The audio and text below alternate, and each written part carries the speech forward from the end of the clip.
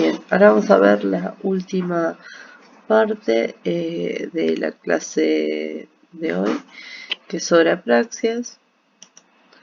Bien, recordemos que las apraxias, dentro del conjunto de los trastornos de la actividad cerebral superior que estudia la psicología, se va a encontrar en aquellos que implican la salida de información.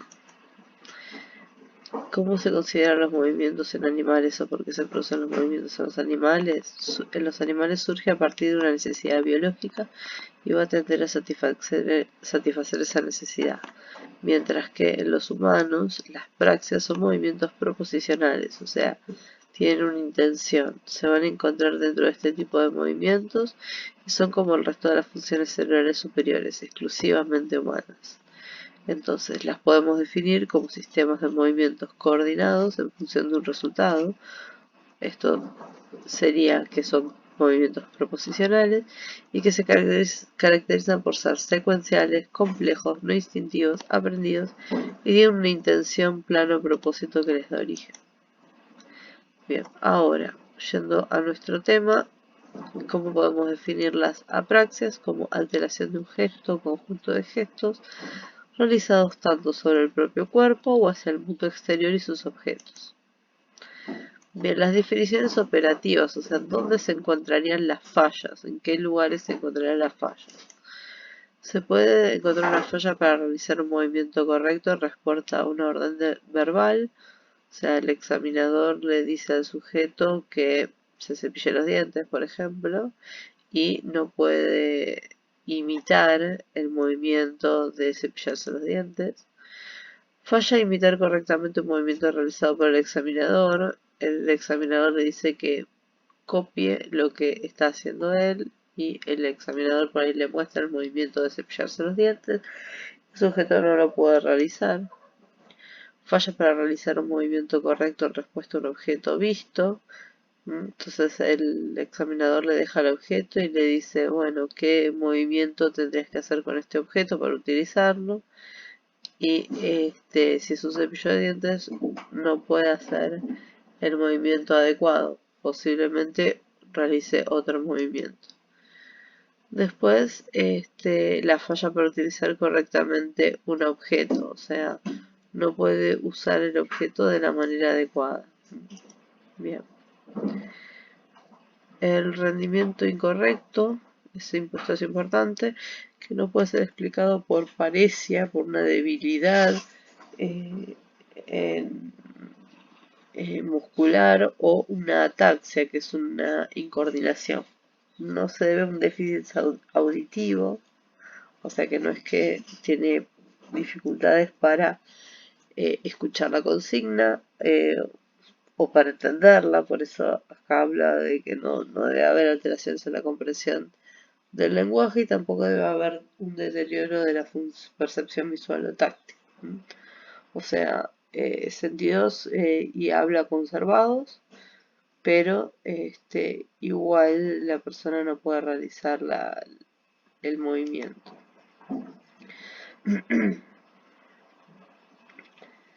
Bien, Jean Piaget va a plantear que una praxis es un problema que no afecta a un movimiento cualquiera, sino a una acción coordinada en función de un resultado o una intención. O sea, no es cualquier movimiento, sino aquel movimiento que implique la utilización quizás de una herramienta. Bien. El sistema aferente y eferente involucrado se encuentran intactos, o sea, no hay alteraciones sensoriales ni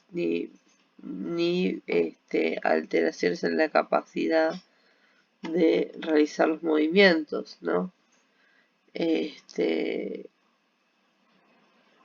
Tampoco hay problemas atencionales o falta de cooperación. La etiología, en general, la praxis causada por un daño cerebral, como la mayoría de las enfermedades que venimos viendo, se va a desarrollar una persona que antes de ese daño era capaz de llevar a cabo las tareas o destrezas, por lo que se denomina praxia adquirida. Las causas más comunes de esta praxia adquirida van a ser tumores, afecciones, que generen un deterioro del sistema nervioso, como las enfermedades neurodegenerativas, la demencia, accidentes cerebrovasculares o las lesiones cerebrales traumáticas. Bien. En general, las lesiones que se asocian más con la aparición de apraxia son lesiones del lóbulo parietal izquierdo o del frontal premotor. Se cree que esto se debe a pérdida de los engramas motores, una desconexión de los sistemas prácticos, o sea que hacemos referencia cuando hablamos de engramas motores, hacemos referencia a las memorias de motoras. Bien, ¿qué áreas anatómicas pueden llegar a estar afectadas y generar la apraxia? Por un lado, el área motora suplementaria, que es la encargada de preparar, iniciar y monitorear los movimientos de alta complejidad y se encuentra delante de lo que sería la corteza motora primaria, en lo que sería el lóbulo frontal. Esto, lóbulo frontal. Área premotora lo que va a hacer es enviar la información de ejecución del movimiento.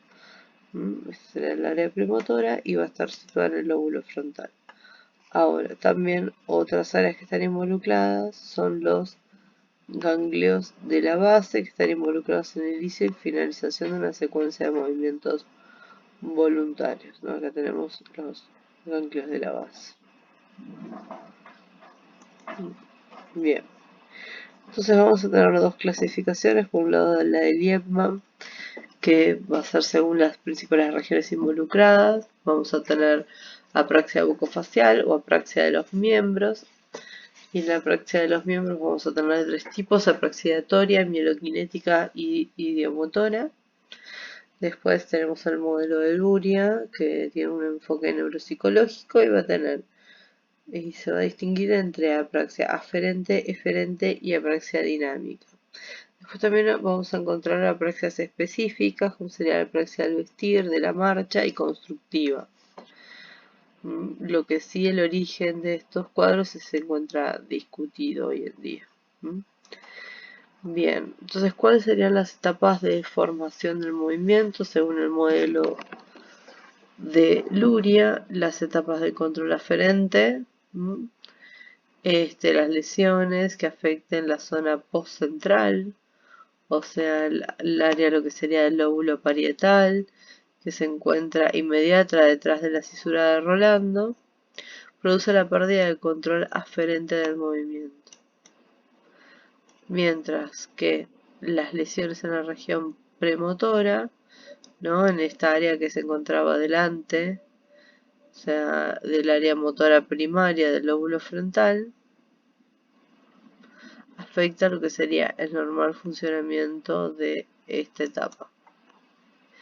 Bien, después tenemos lo que sería la apraxia aferente, que está asociada por lo general con una lesión en zonas centrales del hemisferio izquierdo dominante y se manifiesta en la mano contralateral.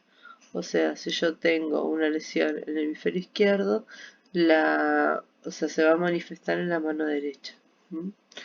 Lo que voy a tener dificultades es hacer gestos. Por ejemplo, hacer un círculo con los dedos. ¿Cuáles van a ser las pruebas que me van a permitir evaluar el control aferente sin control visual? Haga el gesto de espere un minuto, haga los cuernos, haga la B con los dedos o haga un anillo con el índice del pulgar, que era el ejemplo que veíamos acá. Ahora, alteraciones en el movimiento, que serían las apraxias eferentes, que serían problemas para realizar movimientos secuenciales. Entonces, ¿cómo podemos evaluar el control eferente? Pidiéndole la maniobra puño-palma, pidiéndole a la persona que alterne entre los movimientos de poner la mano en puño y en palma, ¿no? Que es lo que vemos acá. Que cierre el puño o abra la palma. La maniobra puño-anillo, o sea, también que se alterna entre la posición de puño y anillo. Y la maniobra puño, canto, palma, que lo vamos a ver un poquito más en otra diapositiva más adelante, y la prueba de coordinación recíproca. Acá está. Bien, etapas de la formación del movimiento, etapa del control dinámico, las lesiones que se localizan a nivel de las regiones prefrontales del cerebro, o sea, la parte anterior del lóbulo frontal, delante de la región premotora, va a afectar esta etapa del movimiento. Entonces, lo que va a estar alterado es esta orden de lo que se llamaría, esto es canto, puño, o sea, puño, canto, palma, ¿no? Entonces se le pide, se le muestra al paciente que ponga la mano en estas tres posturas diferentes, en función de canto, en puño o palma. Bien. Pruebas para evaluar el control dinámico tienen que ver con reproducción de la postura. Por ejemplo, el experimentador se toca la mano derecha, se toca con la mano derecha la oreja izquierda y con la mano izquierda la nariz. Y el paciente debe imitar eso. La prueba conflictiva en la que el experimentador muestra el dedo al paciente y le debe mostrar el puño. Y viceversa. Prueba bimanual de golpe. Se hacen 2 golpes con una mano y un golpe con la otra mano. Después de lo que es alteraciones del movimiento, es lo que se llama apraxia, que es similar a la apraxia constructiva y básicamente tiene que ver con la dificultad en realizar construcciones de rompecabezas, construcciones con fósforos, dibujos, con cartas, etc. Ahora, para continuar un poquito, vamos a revisar esto de la clasificación de los gestos. Vamos a tener una serie de gestos intransitivos, o sea, gestos que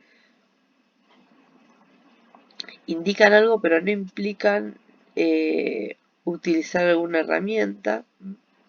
Por ejemplo, llamar a alguien con la mano, saludar con la mano, hacer la señal de la cruz, hacer la venia. Y los gestos transitivos que sin objetos, es hacer como que se cepilla los dientes, hacer como que se toma sopa, hacer como que se habla por teléfono, que se siente un cigarrillo, ¿no? Como vemos acá, o hacer como que corta con tijeras. Después están los gestos transitivos con objetos que implican que el objeto esté presente y utilizar el objeto. Entonces, como por ejemplo servir agua en el vaso, encender una vela con fósforos y cortar papel con una tijera. Entonces, según el modelo coleccionista de Liebman, vamos a tener un centro de ideación donde se ubican las memorias de los movimientos conocidos, que son los engramas visuales y sinestésicos. Un centro del acto motor, donde se encuentran acumulados patrones inervatorios necesarios para realizar el movimiento. Y luego una conexión que permite la traducción de esas memorias abstractas en movimiento. Y cualquiera de estas apraxias de los miembros suelen ser por lesiones del hemisferio izquierdo. Bien. Este es el esquema original en donde Liebman sugiere que estarían ubicadas las lesiones para lo que sería la apraxia mieloquinética, la apraxia idiomotora y la apraxia ideatoria. Bien.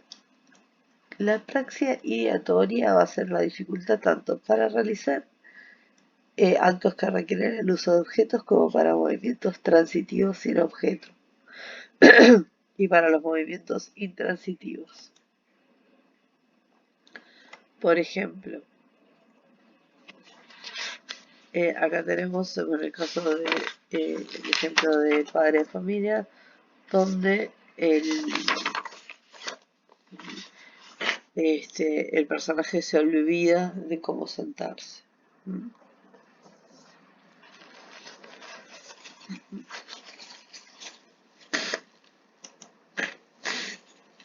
En la praxis ideativa, los daños en el sistema conceptual van a llevar tanto a lo que sería la afectación en la comprensión y discriminación de gestos. También van a haber un déficit en la producción.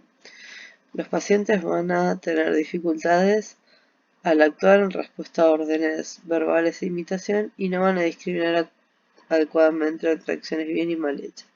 También lo que puedo observar es que los pacientes pueden cometer errores de selección de herramientas y contenidos y exhibir pérdida de conocimiento de cómo usar la herramienta. Por ejemplo, utilizar un tenedor para peinarse o un cepillo de dientes para peinarse. Después tenemos lo que sería la apraxia idiomotora, que es una apraxia por desconexión, donde se manejan correctamente los objetos, pero se fracasa en la realización de actos transitivos sin el objeto y de actos intransitivos. Bien, o sea, la persona entiende perfectamente el movimiento que tiene que ejecutar, pero tiene una dificultad a la hora de realizar. O sea, lo entiende, lo puede percibir, pero a la hora de ejecutarlo puede tener tanto dificultad espacial como postural. Bien, después tenemos lo que sería la apraxia mieloquinética, que es básicamente la dificultad para realización de movimientos rápidos, alternativos y seriales, para lo que serían los movimientos de precisión y movimientos finos. Bien, entonces, para recordar, la diferencia entre la apraxia ideativa y la ideomotora es, por ejemplo, en la apraxia ideativa se van a utilizar mal los elementos o las herramientas. Por ejemplo, cepillarse el pelo con un cepillo de dientes. O en el caso de Ariel de la Sirenita que se cepillaba el pelo con un tenedor. Bien, después, o sea, lo que sucede acá es que no está disponible el proyecto general de movimiento. Y la idiomotora, lo que pasaría es que se va a cepillar los dientes, sabe que el cepillo de dientes sirve para cepillarse los dientes, pero no va a poder realizar el movimiento correcto, sino que va a realizar un movimiento incorrecto.